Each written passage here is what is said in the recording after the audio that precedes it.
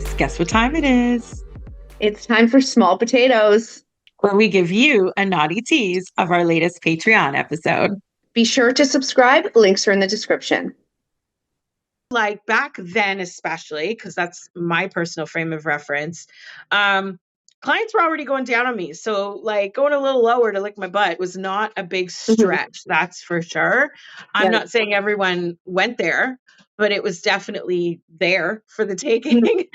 And it feels good. Let's be real. If I'm already letting a gent go down on me, I clearly trust his hygienic standards already.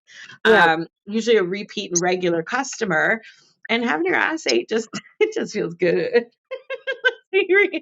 Let's face it, we're talking about like 2 millimeters away from your vagina. So Yeah. it's not like it's a stretch here. It's like you're going all in. And I think in the massage parlor world, it's really interesting that I think nowadays it's mainstream. Girls are gonna have men go down on them. Yeah. But there are many girls that much prefer the dining Theo experience or feel it's less personal, maybe. I don't know exactly the thought process behind it, but they're almost more comfortable with that experience than them dining at the Y. You know what? I think personal is a good word because this is going to throw back all the way to high school. But I knew a few girls that were saving themselves for marriage, but had Right. anal sex all the time. And that was long before anal sex was like trendy. That was kind of Wow. like a taboo, like European thing, or you'd see it in the odd porno. Now Yeah. it's like in every porno. But to them, that meant I'm still a virgin. I haven't had sex. I'll share that with everyone. And yet my vagina is only for my husband. And Right. listen, whatever works for you, right? There's no harm, no foul. I'm sure the guys that got to like fuck her in the ass were thrilled. So yay, like all around just a win. I could see that kind of mindset or like Right. framing it to be similar in the industry. Because if your man's the only one that goes down on you, but you have 6 clients a day eating your butt, again, that's a win. It's a Yeah. win. That's a good day at the office. I'm not Absolutely. mad at it. And I think pop culture has really influenced it. We talk a lot about like how songs or different artists can kind of Yeah. change trends. And this is one song. I want you guys to Google it and check it out. He's not so mainstream, and I am into hip hop if you don't know. But his name is Kevin Gates, and the song is called Love Bug, and it's the entire song is about him eating ass. Like it's extremely hot, but I think the more artists that do that bring it into the mainstream or even porn. I mean, if it turns you on to watch it, you're going to want to try it, right? I'm so Googling that song when we're done Yeah. because I've never heard it, never heard of him.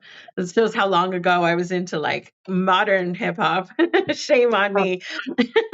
But I'm not surprised. There's Mhm. probably many more. I mean, I wouldn't be shocked if a Nicki Minaj mentions it in every song she's ever had. I don't Right. listen to music much, but all around, it is those kind of moments and those pop culture, not just icons, but nowadays what translate into like TikTok trending songs and Yeah. sound bites that I mean, heck, half the songs on there I've only ever heard on TikTok. I don't actually know the song, right? Right. So, yeah, if that's the snippet that you become familiar with, it sounds like everybody's doing it.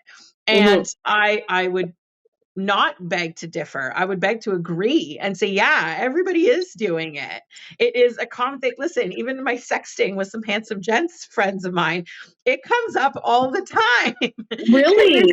there's definitely some where it's in the connotation of like I'm gonna do this before I fuck you in the ass. And listen, there's Right. some people where I'm like, no, you're not, and no, you're not. So it depends on who the giver and the receiver is because there's no giant penises going up my butthole. Right. So I am oversharing, but literally it comes up in that like sexting, dirty talk kind of vibe all the time. And there's definitely some where I'm like, yes, you may. When do you get here? Like, Right. but I think there's slight technique to it too. It's not as nuanced as eating pussy is because let's be Right. real, every vagina is so different. And Yeah. not just the landscape or like the physiological differences, the mental connections between different parts of a woman's vagina and overall like vulva area and her mental association with each of those parts changes the game entirely. Like our Yeah. friend Kenneth Clay said in the interview we did with him, don't use your ex-girlfriend's map to navigate the new neighborhood for the new girl or a different girl, right?